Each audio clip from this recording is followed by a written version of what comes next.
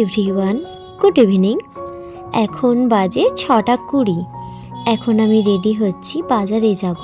ডুগুবাবু খেলছে, তার ভেতর মাঝে মাঝে মাম্মামকে আদর করছে। আর ওইদিকে রান্নাঘরে মা টুকটাক রান্নাঘরের কাজকর্ম করছে। বাড়িতে আজকে কেউ আসবে, তার জন্যই টুকটাক প্রিপারেশন চলছে। বেশ অনেকগুলো দিনের পর আমাদের বাড়িতে কেউ আসছে। কে আসছে, কোথা থেকে আসছে, কেন আসছে, সবটাই তোমাদের বলবো। আর অনেকগুলো দিনের পর বলতে গেলে এই শীতকালের সকাল থেকে বিকেল পর্যন্ত কিভাবে যে কেটে যায় বোঝাই যায় না। টুকটুক করে কাজ করতে করতে সন্ধে কখন হয়ে যায়, আর সারা দিনের পর এই সন্ধ্যের সময় একটু স্কিন কেয়ার করতে সময় পাই। আর এতই স্কিন ড্রাই হয়ে যাচ্ছে, তার জন্য নিভিয়ার একটা ময়শ্চারাইজার, ওটাই গায়ে এখন মাখছি। তারপর ছোট্ট করে একটা টিপ পরলাম। আর বেশ কিছুদিন হলো আমার একটু টিপের প্রতি অ্যাট্রাকশন এসছে, তাই এখন রোজ দিন টিপ পরি। খালি কপালে থাকতে ভাল লাগে না। এদিকে যেহেতু সন্ধেবেলা গেস্ট আসবে, তার জন্য ফুলকপির পকোড়া হবে, ওটার ব্যাটারটাই রেডি করে রাখছি। বেসন নিয়েছি, তাতে লঙ্কা গুঁড়ো, হলুদ গুঁড়ো, লবণ আর দিয়েছি কালো জিরে। আর এখন জল দিয়ে ব্যাটারটাকে ভালো করে মিক্স করে নিচ্ছি। মিক্স করার পর একে একে আর কিছু জিনিস মিক্স করব। ব্যাটারটা প্রথমে অল্প জল দিয়ে ফিটিয়েছি, একটু পেঁয়াজ বাটা দিলাম, হালকা ম্যাচ করা পেঁয়াজ বাটা, আর একটু আদা বাটা দিলাম। এই দিয়েই কিন্তু ব্যাটারটাকে ভালো করে ফিটিয়ে নিচ্ছি।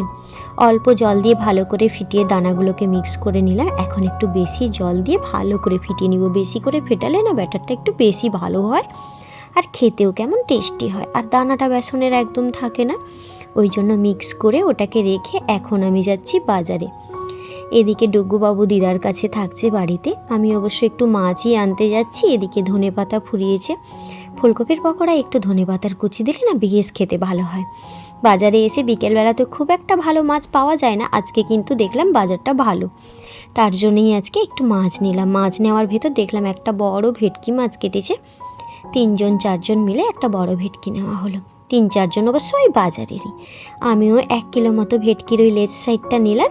এখন দাদার কাছ থেকে কেটে নিব। আমি আবার মাছ কাটতে একদমই পারি না, আর শরীরটাও মাঝখান থেকে কিছুদিন একদম ভালো নেই, খুব কাজকর্ম অল্প স্বল্প করছি। মাছটা কিন্তু বেশ বড় মাছ ছিল, 4 কিলো মতো ভেটকিটার ওয়েট ছিল। বাড়িতে টমেটোও নেই দেখলাম, তাই ডুগুর জন্য একটু গাজর নিলাম। আর এই টমেটো নিব 1 কিলো মতো, আর ধনেপাতা নেব। অবশ্য সবই বাজার নেওয়া হয়ে গেছে। বাজার নিয়ে এখন বাড়ি যাব। বাড়ি গিয়ে দেখি কখন আসে, একটু ওয়েট করব। আবার মা নিচে যাবে আনতে, তো ওই জন্য তার আগেই ডুগুকে তো একা রাখা যাবে না, সমস্ত কাজগুলো শেষ করে নিলাম। এদিকে বাড়ি গিয়ে ফুলকপিটা একটু সেদ্ধ করতে বসিয়ে দিলাম। বেশি সেদ্ধ করব না, একটুখানি জাস্ট ওই ডাঁটাগুলো হালকা হালকা সেদ্ধ হবে। ওই 2-3 ফুট, একটু হলুদ দিলাম, একটু লবণ দিলাম। গল গল করে 3বার ফুট খাওয়ার পর এদিকে আমি নামিয়ে নিলাম, ভালো করে জলটা ঝরিয়ে নিলাম। এই যে আমার ফুলকপি সেদ্ধও হয়ে গেছে। ওইদিকে আমার কলিং বেল বেজেছে, যাই নিয়ে আসি কে এসছে। ডুগুবাবু যেই শুনেছে যে চলে এসছে, তাই ডুগু আমায় জিজ্ঞাসা করলো, মাম্মা আমি আনতে যাবো? আমি বললাম আচ্ছা ঠিক আছে, তুমি যাও। ডুগু আবার মায়ের পারমিশন ছাড়া কোনো কাজ করে না। এই যে এলো পিসিমণি। অনেকগুলো বছর পর আমার বাবার বাড়ি থেকে কেউ এলো। কেউ বাবার বাড়ি থেকে এই প্রথম বলতে গেলে এলো, কারণ আমার ফ্ল্যাট বাড়িতে তেমন কেউ আসে না। আর বাবা চলে যাওয়ার কাছ থেকে মা তো বাড়িতে থাকে না, আমাদের কাছেই থাকে, তাই আর বাবার বাড়ি থেকে আসার মতো কেউ নেই। হঠাৎই পিসিমণির কল এলো যে আজকে আমি তোদের কাছে যাব, ফোন করলো। 2-3 দিন বেশ হলো পিসিমণি কল করেছিল যে আমি দেখা করতে যাব, অনেক দিন হলো তোদের সঙ্গে দেখা হয় না আর যাওয়াও হয় না। তাই পিসিমণি হুচুক নিয়ে এলো বলেই হলো। এদিকে ফুলকপির পকোড়াগুলো ফ্রাই করতে বসিয়ে দেওয়া হয়েছে, সাদা তেলে দিয়েছি সয়াবিন অয়েল। আর এদিকে আমার মচমচে করে ভাজা হয়ে গেছে। অবশ্য তোমাদের বলা হয়নি, আর একটা জিনিস এতে আমি দিয়েছি, একটু খাওয়া সোডা দিয়েছি, তবেই না মুচমুচে জিনিসটা বেশ ভালো হয়।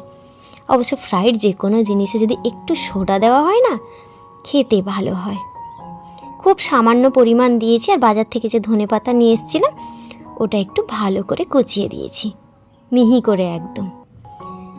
কত বছর পর যে এভাবে সবাই মিলে আড্ডা দিয়ে মুড়ি খাওয়া হচ্ছে মনে নেই, হয়তো 15-17 বছর আগে খেতাম এরকম। যখন বাবার বাড়িতে ছিলাম তখন সন্ধেবেলা পিসিমণি এরকম ভালো করে মুড়ি মাখাতো, আর সবাই একসঙ্গে বসে খেতাম, টিভি দেখতাম, টিভি না দেখলেও গল্প করতাম, আড্ডা দিতাম। ভাগ্যিস এসেছিল, তাই দিনগুলো বেশ অনেক সুন্দর কাটছে। এদিকে দিদি, পিসিমণি, ডুগ্গু, আমি, মা সবাই প্রথমে একটু খাওয়া দাওয়া সেরে নিচ্ছি। আর ফুলকপির পকোড়াটা না খুব খেতেও ভালো হয়েছিল, মুচমুচে যেমন হয়েছিল, ফুলকপিটা সেদ্ধও ভালো হয়েছিল। আমি আবার একটু বড় বড় করেছিলাম। দেখতে ভালো হয়, একটু তো টাইম লাগে, কিন্তু খেতে ভালো হয়।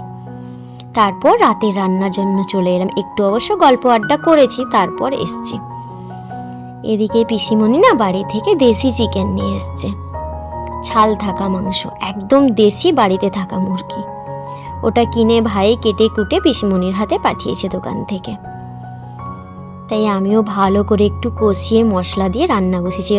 খুব একটা এখন মশলা দিয়ে চিকেন কষা খাওয়া হয় না, কারণ ডুগ্গু তো ছোট মানুষ, বাড়িতে কেউ থাকে না, আমি ডুগ্গু থাকি। তার জন্যে খুব অল্প মশলায় খাবার দাবার খাওয়া হয়। অনেকগুলো দিনের পর বলতে গেলে এরকম ভালো করে বাড়িতে গেস্ট এলে যেমন মশলা দিয়ে কষিয়ে রান্না করা হয়, ঠিক ওইভাবেই করছি। চিকেনের প্রসেসটা আর তোমাদের সঙ্গে শেয়ার করলাম না। নর্মাল বাঙালি রান্না যেরকম হয় ঠিক ওইভাবেই আদা, রসুন, টমেটো, পেঁয়াজ কুচি, গরম মশলা ওই রকমভাবেই করেছি। আর এদিকে 3 পিস কাতলা মাছের টুকরো ফ্রাই করতে বসিয়ে দিলাম। গরম মশলা আমি থেতো করে রেখেছিলাম, ওই গুঁড়ো প্যাকেট দিতে ভালো লাগে না, তাই গোটা গরম মশলাকে থেতো করে রেখেছিলাম, ওটাই দিয়ে দিলাম। আর একটু বেশি করে ধনেপাতা কুচিয়ে দিলাম। আর একটু পরেই আমার চিকেন রেডি হয়ে যাবে। আর কালারটা কিন্তু অসম্ভব সুন্দর এসছে, লাইটের জন্য মনে হচ্ছে একটু ফ্যাকাশা। এই যে কালারটা দেখা যাচ্ছে, এটা হচ্ছে এক্সাক্ট চিকেনের কালার। খেতে ঠিক ততটা ভালো হয়েছিল।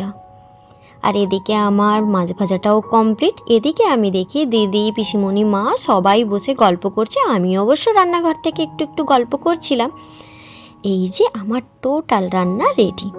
চলো, রাতের জন্য ঘুমানো হবে। প্রচুর মশা হয়েছে, ওটাকে টাঙিয়ে নিই।